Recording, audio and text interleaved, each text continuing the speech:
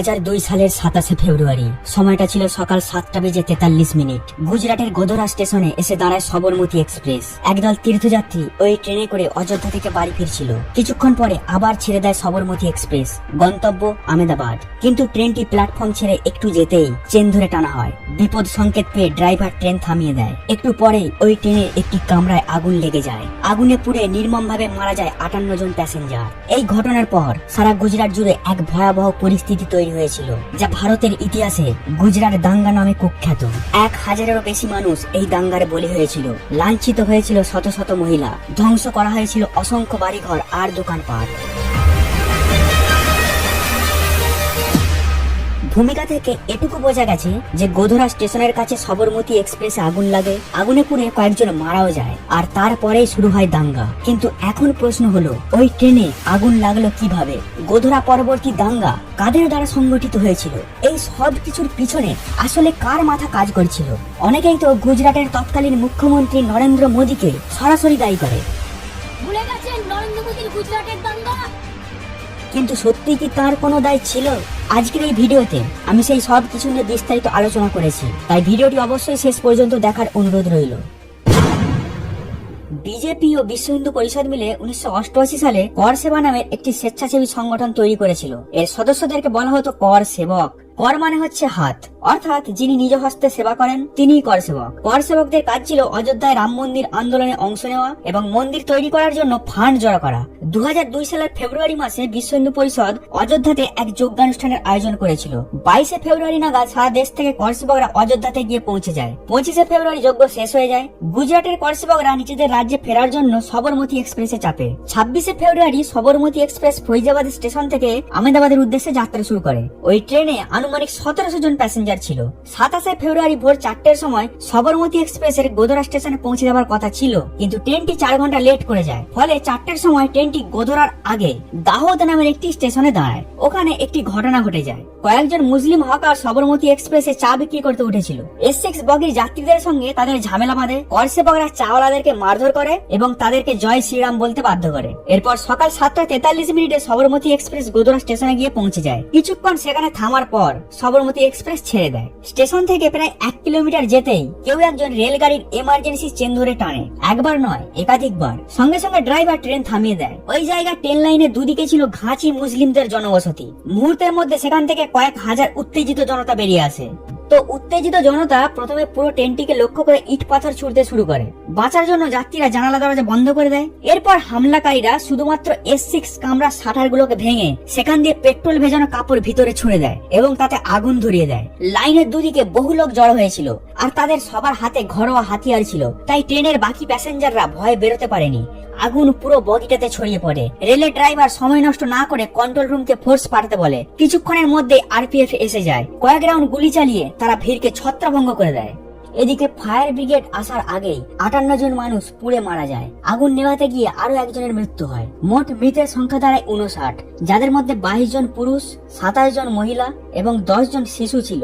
গুরুতরভাবে জখম হয়েছিল আরো 48 জন। এবারে এই সবরমতী এক্সপ্রেসের উপর হামলাকে নিয়ে একাধিক থিওরি আছে। প্রথম থিওরি অনুযায়ী ওই ট্রেনে বাইরে থেকে কোনো আক্রমণ করা হয়নি। 1002 লোক মিলে হামলা চালানোর গল্পটি মিথ্যে। আগুন লাগাটা ছিল একটি দুর্ঘটনা মাত্র। দ্বিতীয় থিওরি বলছে দাহোদ স্টেশনে যে হকারগুলোর সাথে ঝামেলা বেঁধেছিল তারাই পরে সংগঠিত হয়ে এই কাণ্ডটি ঘটিয়েছে। তৃতীয় মত অনুযায়ী পাকিস্তানের গুপ্তচর সংস্থা ISI এর মদতপুষ্ট জঙ্গিরা সবরমতী এক্সপ্রেসে আগুন লাগিয়েছে। 4 নম্বর থিওরি বলছে গোধরায় ট্রেনে আগুন কোনো দুর্ঘটনা বা 2-5 জনের কম্য ছিল না, ওটা ছিল পূর্ব পরিকল্পিত। গোধরা অঞ্চলের মুসলিমরাই এই ঘটনার জন্য দায়ী। কিন্তু বিষয় হচ্ছে তদন্তের রিপোর্ট কোনটাকে সঠিক বলছে। গুজরাট দাঙ্গার তদন্তের জন্য একাধিক কমিশন বসেছিল। তাদের রিপোর্টে কি কি উঠে এসেছে সেটা নিয়ে একটু পরে বলছি, তা না হলে এর পরবর্তী আলোচনাটা অর্থহীন হয়ে যাবে। তো ওই দিন বিকেলের মধ্যেই বডিগুলোকে আহমেদাবাদে নিয়ে আসা হয়। আইন অনুযায়ী মৃতদেহগুলো পুলিশ হেফাজতে রেখে তদন্ত করার কথা, কিন্তু এমনটা হয়নি। বিশ্ব হিন্দু পরিষদ দাবি করে যে যারা যারা মারা গেছে তারা সবাই তাদেরই লোক, তাই বডিগুলো যেন তাদের হাতে তুলে দেওয়া হয়, আর সেটাই করা হয়েছিল। এরপর কি হলো, বিশ্ব হিন্দু পরিষদের লোকেরা মৃতদেহগুলোকে খোলা গাড়িতে করে একদম ওপেন ভাবে VHPর দপ্তরে নিয়ে যায়। যখন রাস্তা দিয়ে বডিগুলোকে নিয়ে যাওয়া হচ্ছিল তখন সেই দৃশ্য টিভিতে লাইভ টেলিকাস্ট করা হচ্ছিল। পোড়া মৃতদেহগুলো দেখে গোটা আহমেদাবাদ শহর পুরো স্তম্ভিত হয়ে গিয়েছিল। তার আগে জনগণ শুধু এটাই জেনেছিল যে সবরমতী এক্সপ্রেসে আগুন লেগে অনেক লোক মারা গেছে, কিন্তু ঠিক কি কারণে আগুন লেগেছে সেটা কেউ জানতো না। এরপর বিশ্ব হিন্দু পরিষদের লোকেরা পোস্টমর্টম করার জন্য দেহগুলোকে হাসপাতালে নিয়ে যায়। হাসপাতালের বাইরে কয়েক হাজার লোক জড়ো হয়। সেখানে ভিএইচপি ও বজরং দলের কর্মীরা উত্তেজক স্লোগান দিতে থাকে। তারা সেখান থেকেই পরের দিন গুজরাট বন্ধ ঘোষণা করে দেয়। ধীরে ধীরে আহমেদাবাদের পরিস্থিতি উত্তপ্ত হয়ে ওঠে। ময়না তদন্তের পর আবার ওই একইভাবে বডিগুলোকে খোলা গাড়িতে করে শহরের বিভিন্ন রাস্তা দিয়ে শ্মশানে নিয়ে যাওয়া হয়। যেখান দিয়ে মৃতদেহগুলোকে নিয়ে যাওয়া হচ্ছিল সেখানে সেখানে মানুষ বাড়ি থেকে বেরিয়ে রাস্তায় নেমে ভাঙচুর শুরু করে দেয়। মুসলিমদের দোকানগুলোকে প্রথমে টার্গেট করা হয়। কিছুক্ষণের মধ্যেই পরিস্থিতি একেবারে হাতের বাইরে চলে যায়। শুরু হয়ে যায় মারকাট। এক রাতের মধ্যেই সারা গুজরাট জুড়ে দাঙ্গার আগুন ছড়িয়ে পড়ে। আজ থেকে 20-22 বছর আগে এখনের মতো এত নিউজ চ্যানেল ছিল না। যেগুলো ছিল তাদেরকে সেরকম কোনো বিধিনিষেধ মানতে হতো না। সাংবাদিকরা গ্রাউন্ড রিপোর্টিং করতে গিয়ে অনেক তথ্য লিক করে দেয়। তারা জায়গায় জায়গায় গিয়ে লাইভ দেখাতে থাকে যে এই দেখুন দর্শক, এখানে মুসলিম জনবসতি, এত মানুষ বাস করে, এখানে এতজন পুলিশ থাকার কথা কিন্তু কেউ নেই, এদের নিরাপত্তার কি হবে, ইত্যাদি ইত্যাদি। যদিও মিডিয়ার উদ্দেশ্য খারাপ ছিল না, তারা প্রশাসনের দৃষ্টি আকর্ষণ করতে চেয়েছিল, কিন্তু এতে পরিস্থিতি হিতে বিপরীত হয়ে যায়। যারা দাঙ্গাকারী তাদের সুবিধা হয়ে যায়। তারা বেছে বেছে সেই সমস্ত জায়গাগুলোতে গিয়ে আক্রমণ চালায় যেখানে কোনো পুলিশ ছিল না। 28 ফেব্রুয়ারি থেকে টানা 3 দিন ধরে দাঙ্গার আগুনে জ্বলতে থাকে সারা গুজরাট। মানচিত্রে দেখুন, এই যে লাল বিন্দুগুলো দেখতে পাচ্ছেন, এই সমস্ত জায়গাগুলোতে মারকাট চলেছিল।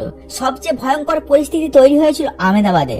গুজরাট দাঙ্গায় মোট যতজন মানুষের মৃত্যু হয়েছিল তার 3 ভাগের 1 ভাগ মরেছিল শুধু আহমেদাবাদে। ওই শহরে একই দিনে 2টি গণহত্যা ঘটানো হয়েছিল। একটি হলো গুলবাগ সোসাইটি গণহত্যা আর অপরটি হলো নারদা পাটিয়া গণহত্যা। ওই সময়তে গুজরাটে আরো 2টি ভয়ঙ্কর কাণ্ড হয়েছিল। একটি বেস্ট বেকারি কেস আর অপরটি হলো বিলকিস বানু কেস। এই সমস্ত ঘটনাগুলোর বিবরণ শুনলে আপনার গলা শুকিয়ে যাবে। আহমেদাবাদে গুলবাগ সোসাইটি নামের একটি আবাসন কেন্দ্র ছিল। ওখানে মোট 39টি বাড়ি ছিল আর আবাসিকরা প্রায় সকলেই ছিল সম্ভ্রান্ত মুসলিম। এহসান জাফরি নামের কংগ্রেসের এক বড় নেতা গুলবাগ সোসাইটিতেই থাকতেন। 28 ফেব্রুয়ারি সকাল 9টা থেকে ওখানে ভিড় জমতে শুরু করে দেয়। এই দেখে সোসাইটির লোকেরা পুলিশকে ফোন করে, কিন্তু বারবার ফোন করার সত্ত্বেও পুলিশ কোনো ব্যবস্থা নেয়নি। এহসান জাফরিও তার তরফ থেকে যতটা সম্ভব উপর মহলের সাথে কন্ট্যাক্ট করার চেষ্টা করেন, কিন্তু কেউ সাড়া দেয়নি। বেলা বাড়ার সাথে সাথে দাঙ্গাকারীরা সোসাইটির গেট ভেঙে ভেতরে প্রবেশ করে এবং এক ধার থেকে সমস্ত বাড়িগুলিতে আগুন লাগিয়ে দেয়। কোনো উপায় দেখতে না পেয়ে এহসান জাফরি হামলাকারীদের তাড়াবার জন্য তার লাইসেন্স করা বন্দুক থেকে গুলি চালিয়ে দেন। আর এতে হামলাকারীরা আরো রেগে যায়। তারা এহসান জাফরিকে তো মারেই, সেই সঙ্গে গুলবাগ সোসাইটির আরো 68 জনকে হত্যা করে দেয়। এই ঘটনায় 2016 সালে স্পেশাল কোর্ট মোট 24 জনকে দোষী সাব্যস্ত করে এবং তাদেরকে বিভিন্ন মেয়াদে কারাদণ্ড দেওয়া হয়। ওই একই দিনে আহমেদাবাদে গুজরাট দাঙ্গার ভয়ঙ্করতম ঘটনাটি ঘটেছিল, নারদা পাটিয়া গণহত্যা। আহমেদাবাদ শহরে নারদা পাটিয়া নামের একটি জায়গা আছে যেখানে প্রধানত নিম্নবিত্ত গরিব মুসলিম কমিউনিটির বসবাস। মহারাষ্ট্র, কর্ণাটক থেকে আসা কিছু শ্রমিক ওখানে ছিল। নারদা পাটিয়ার গা ঘেঁষে নারদা গাম নামের আরো একটি জায়গা আছে। 28 ফেব্রুয়ারি সকাল 10টার সময় বজরং দল ও বিশ্ব হিন্দু পরিষদের প্রায় 5000 সমর্থক ওই পুরো এলাকাটিকে ঘিরে ফেলে। সিনেমার স্টাইলে তারা গ্যাস সিলিন্ডারে গুলি করে বাড়ি ঘরে আগুন লাগিয়ে দেয়। এরপর শুরু হয় হত্যালীলা। সকাল 10টা থেকে রাত 8টা পর্যন্ত টানা 10 ঘন্টা ধরে নরসংহার চলেছিল। আনুমানিক 150 লোককে মারা হয়েছিল ওখানে। তবে সরকারি হিসাবে সংখ্যাটা 97, যার মধ্যে 26 জন পুরুষ, 36 জন মহিলা ও 35টি শিশু ছিল। এই 35টি শিশুর মধ্যে একটি 20 দিনের বাচ্চাও ছিল। নারদা পাটিয়া গণহত্যার নেতৃত্ব দিয়েছিল বজরং দলের নেতা বাবু বজরঙ্গী, আর দাঙ্গাকারীদেরকে অস্ত্রশস্ত্র সাপ্লাই দিয়েছিল নারদার বিজেপি এমএলএ মায়া কোডনানি। 2012 সালে special trial court Narada Patiya গণহত্যার দায়ে অভিযুক্ত 61 জনের মধ্যে 32 জনকে দোষী সাব্যস্ত করে। মায়া কোডনানির 28 বছরের জেল হয় আর বাবু বজরঙ্গীকে মৃত্যুদণ্ড দেওয়া হয়। এরপর আসামিরা গুজরাট হাইকোর্টে আপিল করে। 2018 সালে হাইকোর্ট মায়া কোডনানিকে বেকসুর খালাস করে দেয় এবং বাবু বজরঙ্গীকে ফাঁসি কাঠে ঝোলাবার পরিবর্তে আজীবন কারাদণ্ড দেওয়া হয়। 2005 সালে তেহেলকা ম্যাগাজিন সংস্থা একটি স্টিং অপারেশন করেছিল।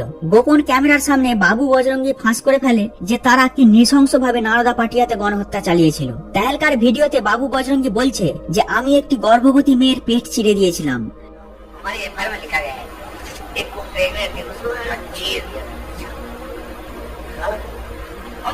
उनको बताया कि क्या होता है कि हम लोग को तुमने मारा तो हम तुमको क्या प्रतिक्रिया दे सकते हैं, हम खिचड़ी कड़ी वाला नहीं है।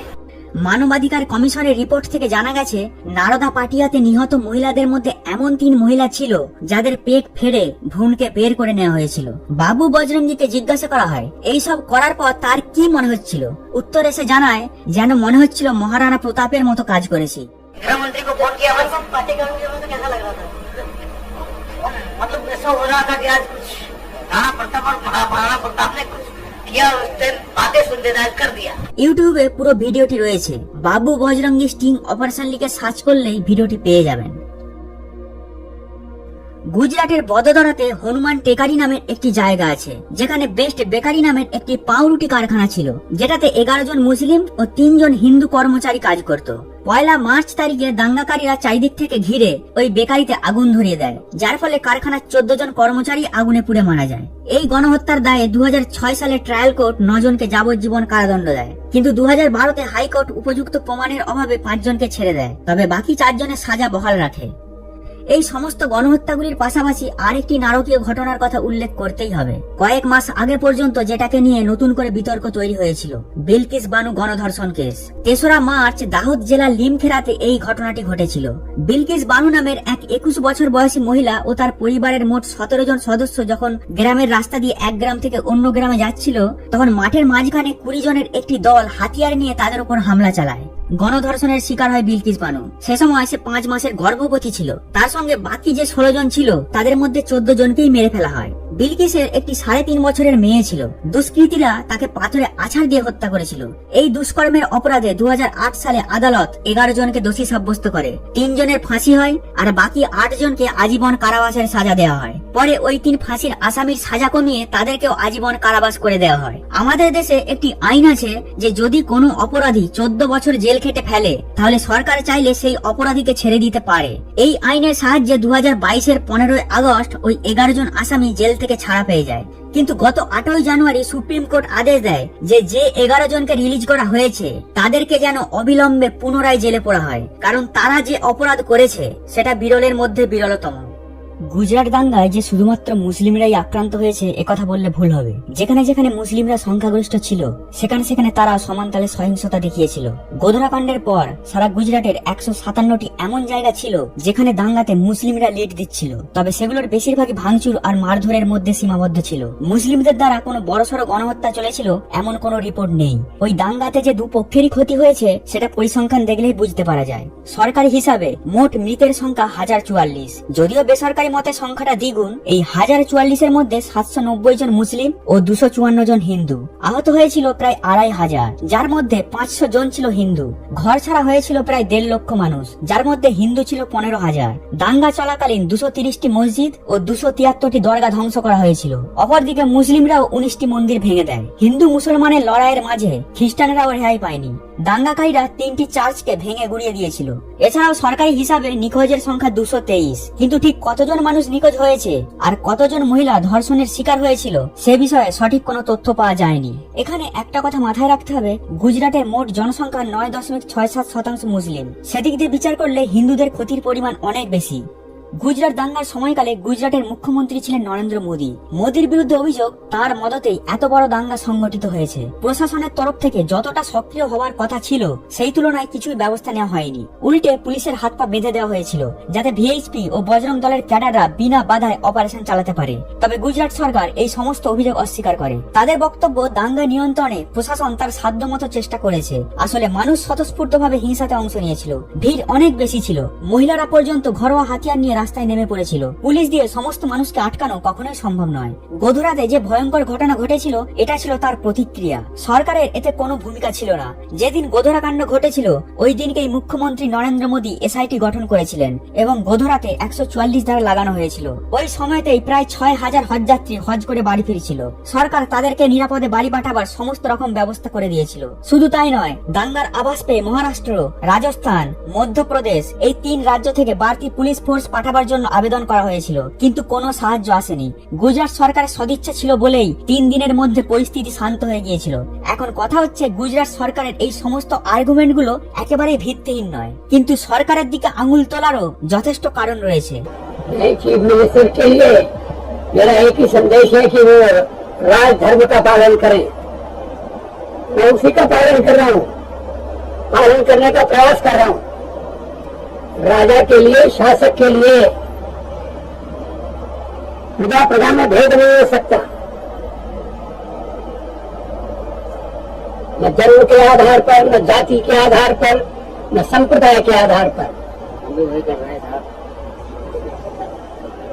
সঞ্জীব ভট্ট নামের এক পুলিশ অফিসার, যিনি গুজরাট ইন্টেলিজেন্সের প্রধান ছিলেন, তিনি আদালতে সাক্ষী দেওয়ার সময় জানিয়েছিলেন যে মৃত কর সেবকদের দেহগুলোকে খোলা গাড়িতে করে নিয়ে যেতে পুলিশ বাধা দিয়েছিল, কিন্তু তাদের কথা শোনা হয়নি। তার কাছে খবর আসছিল যে পরিস্থিতি খারাপ হতে চলেছে। বিভিন্ন জায়গা থেকে অশান্তির খবর আসার সত্ত্বেও পুলিশ আধিকারিকরা কিছু ব্যবস্থা নিতে পারেনি, কারণ তাদের হাত পা বেঁধে দেওয়া হয়েছিল।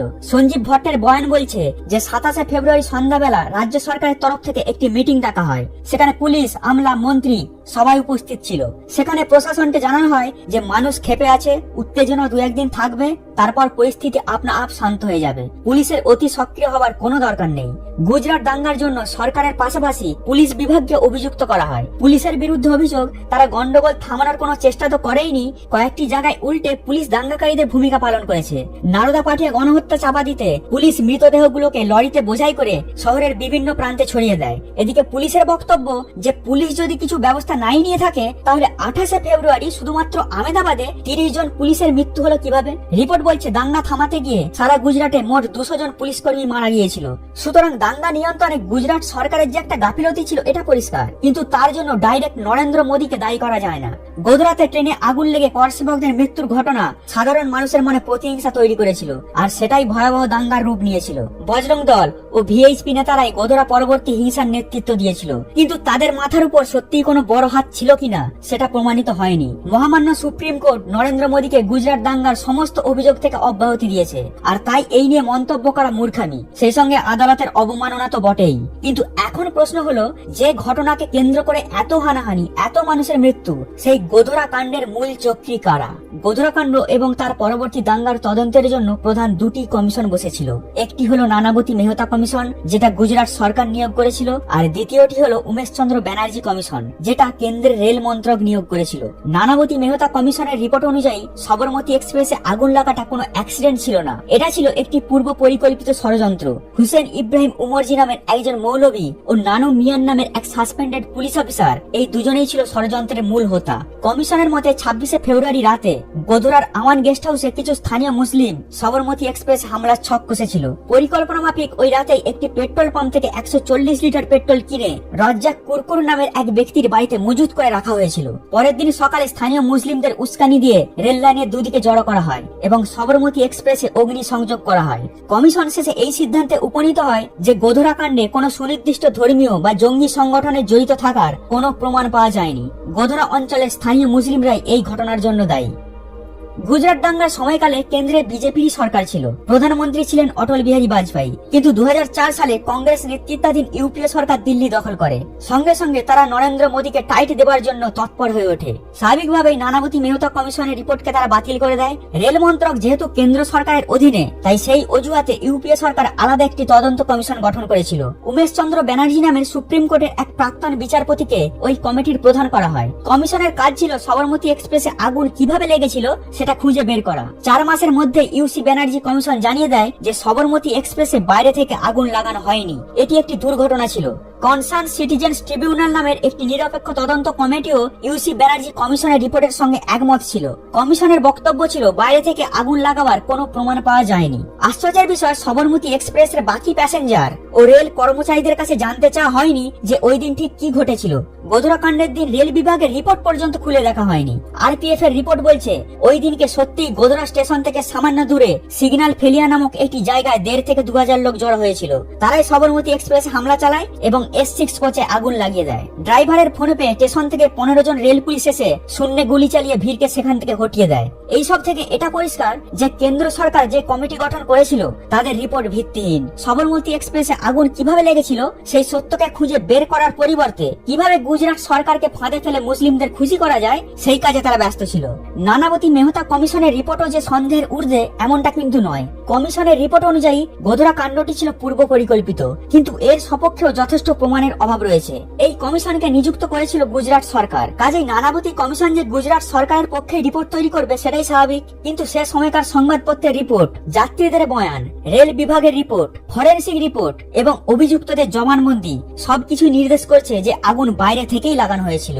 গোধরা কাণ্ডে 59 জনকে পুড়িয়ে মারার অপরাধে প্রাথমিকভাবে 107 জনকে অ্যারেস্ট করা হয়, যাদের মধ্যে 8 জন ছিল কিশোর, তাই তাদের আলাদা করে জুবিনাইল কোর্টে পাঠানো হয়েছিল। বাকি 99 জনের মধ্যে 5 জন বিচার চলাকালীন জেলেতেই মারা যায়। 2011 সালের ফেব্রুয়ারিতে ট্রায়াল কোর্ট বাকি 94 জন অভিযুক্তদের মধ্যে 31 জনকে দোষী সাব্যস্ত করে এবং 63 জনকে বেকসুর খালাস করে দেয়। ওই 31 জনের মধ্যে 11 জনকে মৃত্যুদণ্ড দেওয়া হয়, বাকি 20 জনের যাবজ্জীবন কারাদণ্ড হয়। 2017 সালে গুজরাট হাইকোর্ট ফাঁসির সাজাপ্রাপ্ত ওই 11 জনের শাস্তি কমিয়ে তাদেরকেও যাবজ্জীবন করে দেয়। শেষে আরেকটি প্রশ্নের উত্তর বাকি রয়ে গেল, সেটা হচ্ছে যে সবরমতী এক্সপ্রেসে হামলা চালানোর কারণটা কি ছিল, আর কেন হাতের সামনে সম্পূর্ণ ট্রেনটি থাকতে হামলাকারীরা শুধুমাত্র S6 কোচে আগুন লাগালো। এক তদন্তকারী অফিসার টাইমস অফ ইন্ডিয়াকে দেওয়া সাক্ষাৎকারে জানিয়েছিলেন যে গোধরার মুসলিমদের মধ্যে একটি গুজব ছড়িয়েছিল যে S6 বগির করসেবকরা দাহদ স্টেশনে নেমে একটি মসজিদে ভাঙচুর চালিয়েছে, আর এটাই সবরমতী এক্সপ্রেসের ওই পার্টিকুলার S6 কোচে আগুন লাগাবার জন্য হামলাকারীদেরকে প্ররোচনা দিয়েছিল।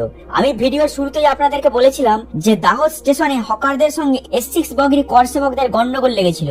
এবার ওই হকারদের মধ্যে কেউ স্টেশন থেকে ফোন করে এই গুজবটা রটিয়েছিল নাকি অন্য কেউ সেটা কনফার্ম নয়, কেননা S6 বগির প্যাসেঞ্জাররা অনেক স্টেশনে গন্ডগোল পাকিয়েছিল। ট্রেনটি যখন লখনৌ স্টেশনে দাঁড়ায় সেখানে প্রথম ঝামেলা শুরু হয়। তারপর থেকে ওই কোচের করসেবকরা প্রায় প্রতিটা স্টেশনে মুসলিম যাত্রী ও হকারদের সঙ্গে মারপিট করে আসছিল এবং তাদেরকে জয় শ্রীরাম বলতে বাধ্য করাচ্ছিল। তবে এটাও একটা থিওরি। এখন যদি ধরেও নি যে S6 কোচের করসেবকরা মুসলিমদের পায়ে পা তুলে ঝগড়া করে আসছিল, তবুও তাদেরকে পুড়িয়ে মারাটা ছিল বর্বরচিত কাজ, যেটা ক্ষমার অযোগ্য। ঠিক একইভাবে করসেবকদের মৃত্যুর বদলা নিতে গোধরা থেকে কয়েকশো কিলোমিটার দূরে থাকা নির্দোষ লোকেদেরকে মারাটাও ছিল মানবতার বিরুদ্ধে জঘন্য অপরাধ। এসবের নিন্দা যেভাবেই করি না